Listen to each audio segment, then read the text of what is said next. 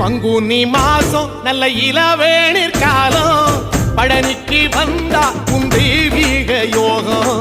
பழனிக்கு வந்தா உன் தெய்வீக யோகம் உத்திர நாளில் உன் உற்சவ திருத்தேரில் சிங்காரமாக உன் அலங்காரம் கண்டே அலங்காரம் காண நான் ஆனந்தமானே கைலாசன் மகராசா உன் வாசல் வந்தேனே குளிரான பன்னீரால் அபிஷேகம் கண்டேனே